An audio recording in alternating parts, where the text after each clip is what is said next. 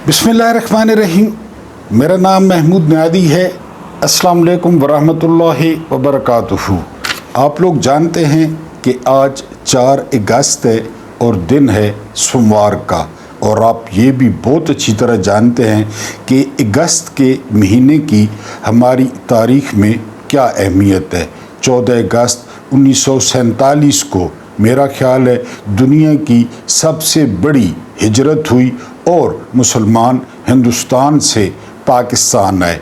और कुदरतुल्लाह शहाब साहब लिखते हैं कि लोगों ने ऐसे समझा जैसे वो मक्के की सख्तियाँ और तलखियाँ बर्दाश्त करके मदीने की ठंडी ज़मीन पर पहुँच रहे हैं, और वाकई उन लोगों ने पाकिस्तान को मदीना समझा। लेकिन पाकिस्तान में उनके साथ क्या सलूक हुआ वो आपके सामने है। इससे पहले कि कुछ हालात व वाक़यात डिस्कस करें, वीलॉग डिस्कस करें, आपसे वही पुरानी दरख्वास्त है कि अगर आप नए हैं तो चैनल को ज़रूर सब्सक्राइब करें, और जो सब्सक्राइबर्स हैं तो वो बेल आइकन और ऑल का ऑप्शन दबा दें ताकि आपको नोटिफिकेशन मिले। और दूसरा, अपने दोस्तों को लाजमी जो है वो चैनल की तरफ रेफ़र किया करें और वीडियो को शेयर कर दिया करें। तो बात हम कर रहे थे अगस्त की कि लोगों ने जो है वो मदीना समझकर, जिस तरह मुसलमान मक्का की तपती धूप से और तपती रेत से जान छुड़ा के मदीना के नखलिस्तान में आ गए, और जहाँ से फिर इस्लाम ने तकरीबन आधी दुनिया पर हुकूमत की, बिल्कुल यही समझा था। लेकिन यहाँ पे आकर क्या हुआ, अपनों ने क्या किया, यानी जो कुछ गोरों ने नहीं किया था। गोरे भी किसी कानून के और किसी आइन के पाबंद थे, लेकिन यहाँ पे जो भूरे अंग्रेज़ थे, जो उनकी बाकियात थी, जो अशराफियत थी, उन्होंने अवाम को आम समझा कि ये अवाम नहीं हैं, ये आम हैं। और यहाँ पे जो फार्मूला अपनाया गया वो एक इंडियन फिल्म का डायलॉग मुझे याद आ रहा है कि एक विलन पुलिस वाले को कहता है कि बहुत आगे जाओगे ऑफिसर, बहुत लंबा खेलोगे क्योंकि तुम्हें चाटना आता है। तो यहाँ पे जिसको चाटना आता था वो कहीं से कहीं पहुँच गया। पिछले दिनों इस्लामाबाद में एक मुजस्मा लगा जिसमें जो है नखरे उठाए हुए थे, बॉल्स उठाए हुए थे। वो असल में किसी ने तंजन तारीख लिख दी थी या तारीख बना दी थी 77 साल की।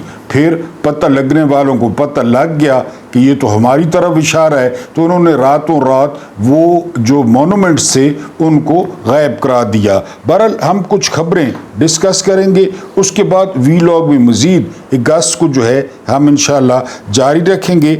सबसे पहले बड़ी तनकीद हो रही है, न्यूयॉर्क टाइम्स में एक इश्तिहार छपा है इमरान खान की रिहाई का और field marshal general Asim Munir Hilal Imtiaz military के इस्तीफे का, कि जी बहुत ज़्यादा पैसे खर्च किए गए हैं। तो किसी के बाप के पैसे थे, बंदे के अपने पैसे हों जो मर्जी करे। मेरे पास अगर पैसे हों तो मैं जो मर्जी करूं।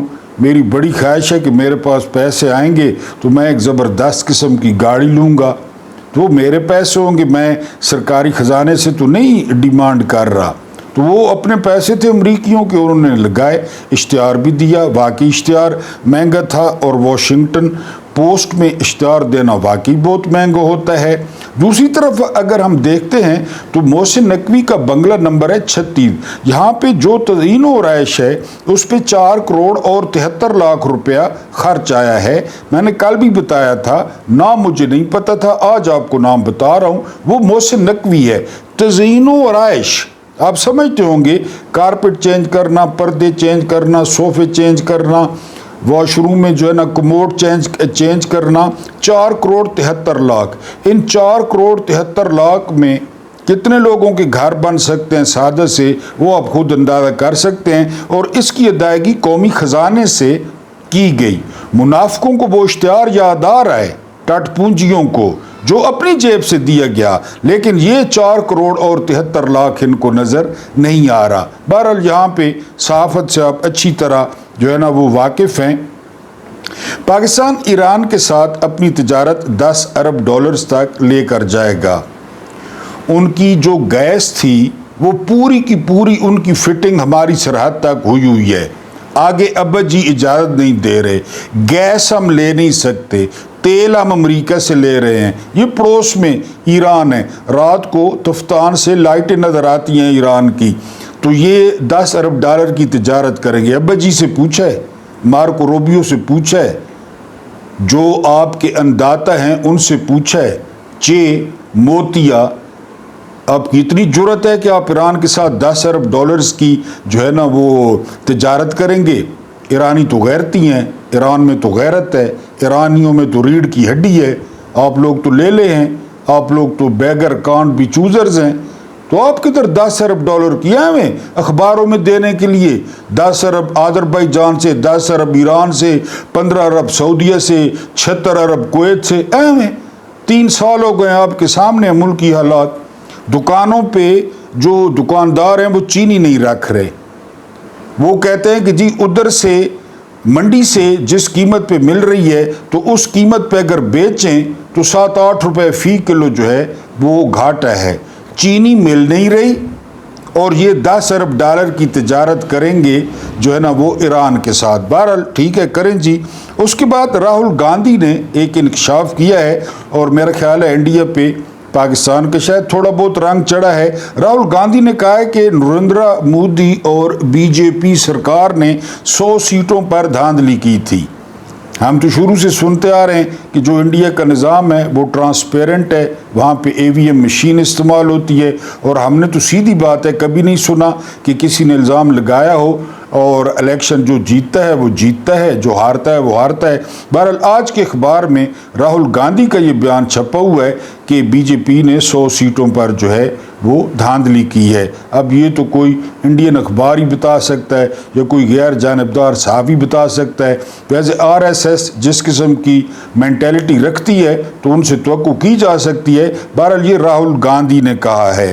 اس کے بعد جو ڈونلڈ ٹرمپ کے ایک قریبی مشیر ہیں, یعنی ڈونلڈ ٹرمپ ہی ہیں, انہوں نے کہا ہے کہ بھارت رشیا کو سپورٹ کر رہا ہے, اور اس کی وجہ یہ بیان کی ہے کہ بھارت لیتا ہے رشیا سے تیل, رشیا کو ملتے ہیں ڈالرز یا پیسے, اور وہ پیسے استعمال ہوتے ہیں یوکرین کے خلاف. یہ انہوں نے ایکویشن آپس میں جوڑی ہے کہ انڈیا جو ہے وہ رشیا کی مدد کر رہا ہے. یہ جو نوسر باز ہے, یہ جو فراڈیا ہے جس کا نام ڈونلڈ ٹرمپ ہے, یہ نعرہ لگا کر آیا تھا کہ یہ ساری جنگیں ختم کرائے گا, کوئی نئی جنگ نہیں چھیڑے گا. اب جو ہے وہ یوکرین پہ جو ہے وہ رشیا کی مخالفت کی جا رہی ہے, انڈیا کی مخالفت کی جا رہی ہے کہ انڈیا رشیا کی مدد کر رہا ہے. بہرحال یہ سیاست میں چلتا ہے. اس کے بعد تقریباً 6 سے 7 یہ ہمیں توقع تھی, 6 سے 7 فلمیں رجسٹرڈ ہو گئی ہیں سندور آپریشن پہ. کوئی سندور آپریشن ہے, کوئی پہلگام ٹیرر ہے, کوئی کیا نام مختلف ہیں. 6 فلمیں تو ہمیں پہلے پتہ تھا کہ جو ہدایت کار ہیں وہ انتظار میں بیٹھے ہیں, اور اب وہ لمبی لمبی چھوڑیں گے جس طرح گورو آریہ جو ہے نا چھوڑتا ہے, ارنب گوسوامی چھوڑتا ہے. یہ بہرحال اس سے کوئی خاص جو ہے نا وہ ہوتا تو نہیں ہے. پہلے بھی بہت چھوڑی انہوں نے, بہت چھوڑتے ہیں, یہ فلموں میں بہت چھوڑتے ہیں. جس طرح وہ ان کی ساؤتھ والی فلمیں بنتی ہیں اس طرح ان کو اداکاروں کو بھی سوچنا چاہیے کہ فلم جو ہے نا وہ فکر کو دعوت دیتی ہے. فلم اس لیے ہوتی ہے کہ لوگ تفریح بھی حاصل کرتا ہے اور کچھ پیغام بھی. تو یہ جھوٹ موٹ کا پوری دنیا کو پتہ ہے. ڈونلڈ ٹرمپ 29 دفعہ کیا کہہ چکا ہے. راہل گاندھی نے کہا ہے کہ ہمیں پورے رافیل طیارے دکھا دیں, جتنے خریدے تھے اتنے کھڑے ہیں تو ہم بھی مان لیں گے. بہرحال اب یہ اس میں لمبی چھوڑیں گے اور پاکستان کو گرائنڈ کریں گے, پاکستان پہ رندہ پھیریں گے, پھیرتے رہیں. بہرحال ان کی بھی روزی روٹی لگی رہنی چاہیے. اس کے بعد 73 دکاندار جو ہے وہ گرفتار ہوئے ہیں. ابھی میں ذکر کر رہا تھا گرفتار ہوئے ہیں کہ جی وہ چینی مہنگی بیچ رہے ہیں, وہ سرکاری ریٹ پر جو ہے وہ نہیں بیچ رہے. آپ اندازہ کریں شوگر ملز کن کی, ایکسپورٹ کس نے کی, پیسے کس نے کمائے. حکومت نے لسٹ جاری کر دی, حکومت نے. جہانگیر ترین پہلے نمبر پہ, ہمایوں اختر دوسرے نمبر پہ, حمزہ شہباز ککڑی تیسرے نمبر پہ، اور چوتھے نمبر پہ بھائی لوگ فوجی فاؤنڈیشن، انہوں نے مال بنایا۔ پکڑے جا رہے ہیں جی غلام محمد، پکڑا جا رہا ہے حق نواز، پکڑا جا رہا ہے شاہ نواز، پکڑا جا رہا ہے اللہ دین۔ دیکھا ہے کبھی وہ رسالت مآب صلی اللہ علیہ وآلہ وسلم کیا فرما گئے تھے کہ تم سے پہلے اس لیے قومیں تباہ ہوئیں کہ وہ طاقتوروں کو تو چھوڑ دیتی تھیں لیکن غریبوں کو رگڑتی تھیں، کمزوروں کو پکڑتی تھیں۔ یہ دکاندار سافٹ جو ہے نا وہ ٹارگٹ ہیں، ان کو جو ہے وہ پکڑا جا رہا ہے کہ تم لوگ چینی مہنگی بیچ رہے ہو، اور جو بنا رہے ہیں، جو فساد کی جڑ ہیں، جنہوں نے مال بنایا، جن کے کہنے پہ ایکسپورٹ کی، اب جن کے کہنے پہ امپورٹ کر رہے ہیں، تو وہ تقریباً 100 لوگ ہیں، ان کو پکڑیں اور ان کے گلے میں رسے ڈالیں۔ لیکن ظاہر ہے پھر آپ یہ تو نہیں کر سکتے، آپ دکاندار ہی پکڑیں گے۔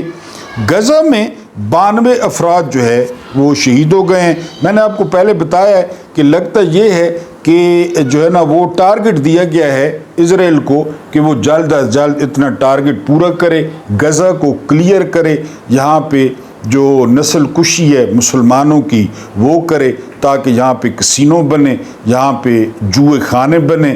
اس کے علاوہ ایک وزیر نے جو ہے وہ ہلڑ بازی کی ہے مسجد اقصی کے صحن میں۔ آپ لوگ جانتے ہوں گے کہ یہ جو مسجد اقصی ہے یہ مسلمانوں کا قبلہ اول ہے، اور مسلمان پہلے مسجد اقصی کی جانب منہ کر کے نماز پڑھتے تھے۔ اور پہلی دفعہ حضرت عمر فاروق اعظم رضی اللہ تعالیٰ عنہ کے دور میں مسجد اقصی کو جو ہے وہ فتح کیا گیا تھا، اور وہاں پہ ایک معاہدہ بھی ہوا تھا شہریوں کے ساتھ، اور وہ معاہدہ ابھی بھی اسرائیل میں موجود ہے۔ لیکن جس طرح میں نے کہا کہ امریکہ کہہ رہا ہے کہ اس کا کنٹرول سنبھالا جائے گا اور اس کو کلیئر کیا جائے گا، اور پاکستان میں آپ کو کوئی بڑا مظاہرہ نظر نہیں آئے گا، یکجہتی نظر نہیں آئے گی، کیونکہ یہ اس وقت آئے گی جب سرکاری ملاؤں کو چابی بھری جائے گی کہ آپ روڈوں پہ آ جاؤ، آپ فساد پھیلانا ہے، آپ فتنہ کھڑا کرنا ہے، تو یہ مولوی روڈوں پہ آ جائیں گے۔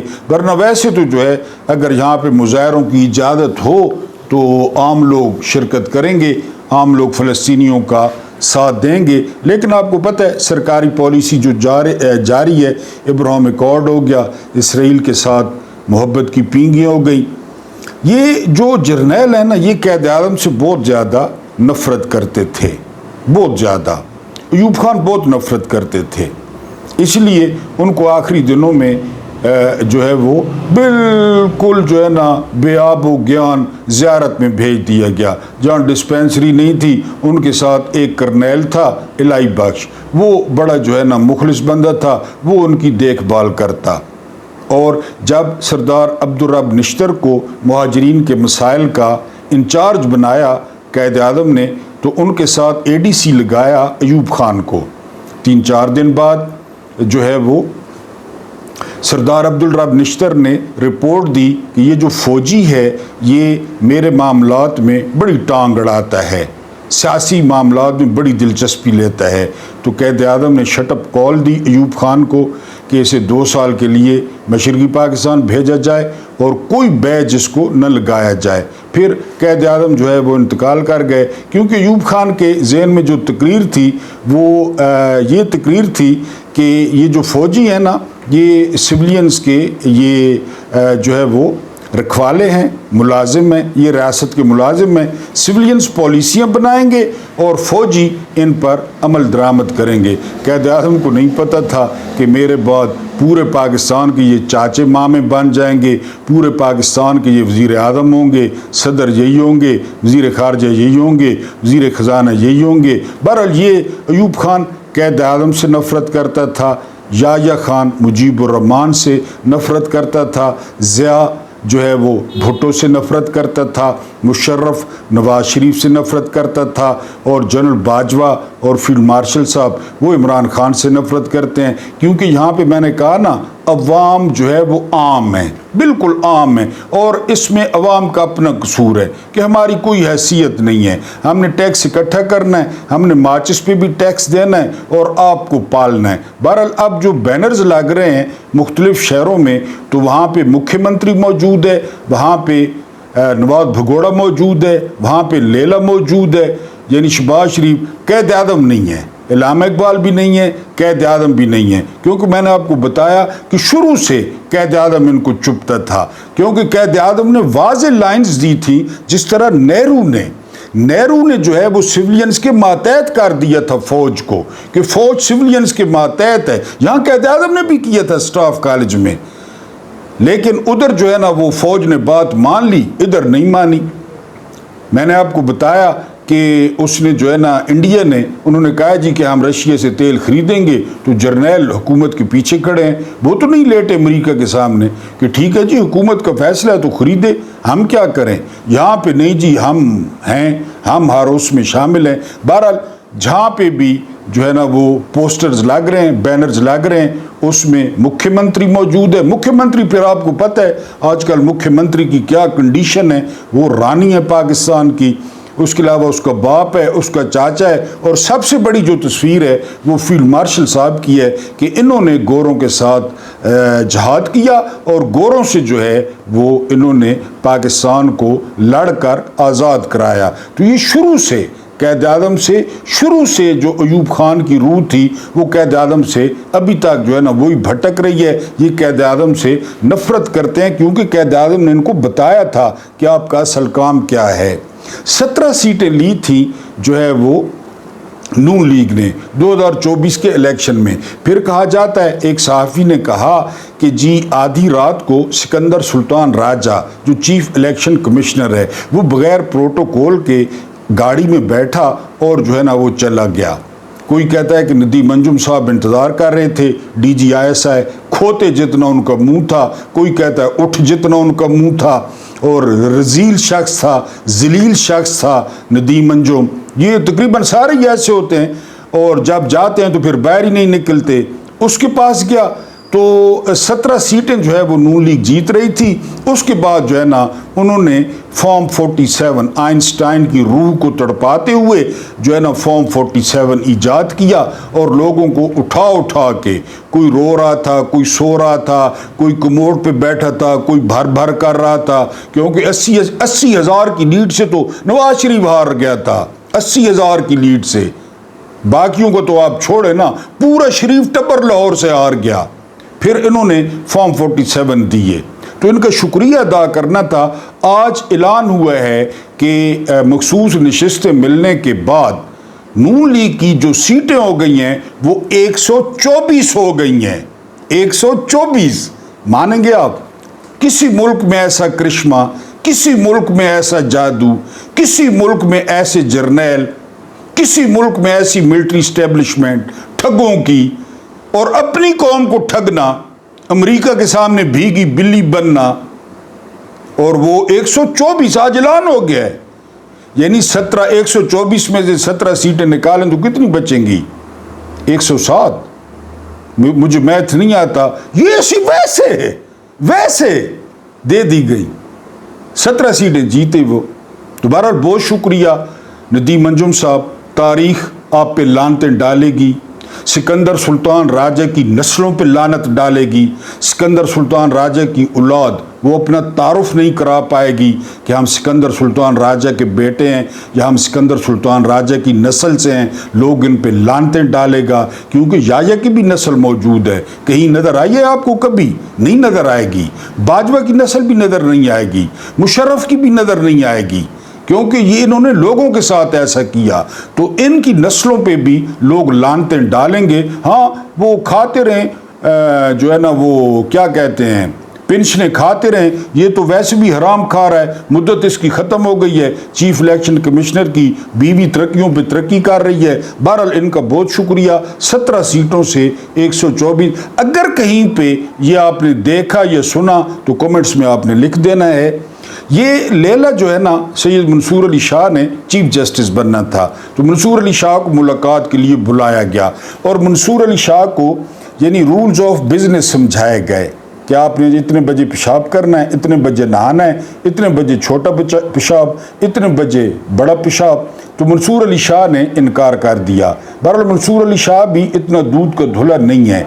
कादी फायद ईसा के साथ मिलकर मंसूर अली शाह और अतर मिनल्ला ने उस लानती को बचाया था, वरना वो फंस गया था।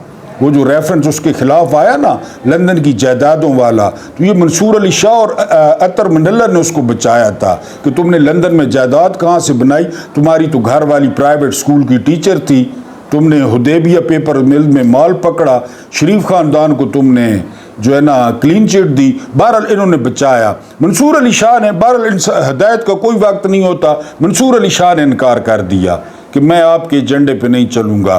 फिर चीफ जस्टिस याया अफरीदी, उस वक्त तो नहीं तो इनको बुलाया गया, उनके सामने 3 शर्तें रखी गई।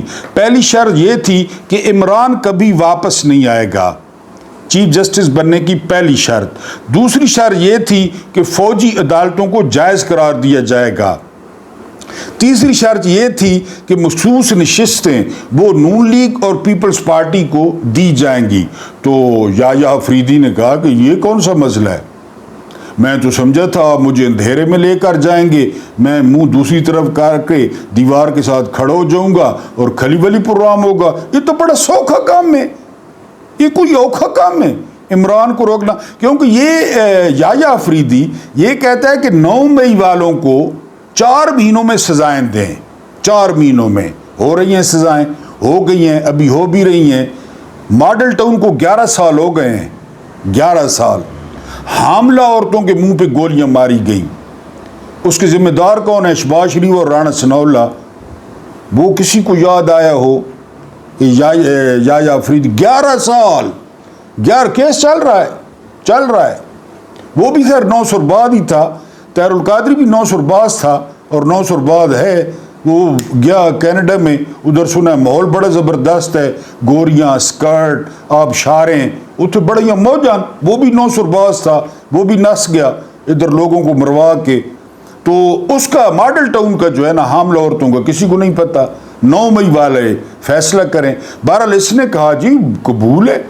ये वसीम मलिक ने इंकशाफ किया है कि इन 3 शर्तों पे ये लैला बना, ये दुम्बा बना, ये बकरा बना कि जी बस मुझे आप चीफ जस्टिस बनाएं। मैं तो सोच के आया था रात को आपने बुलाया है कि रात को शायद कोई और आपके शौक हो, लेकिन आपने तो बड़ी आसान शर्तें बताई हैं, इन पे तो अमल होगा ही होगा।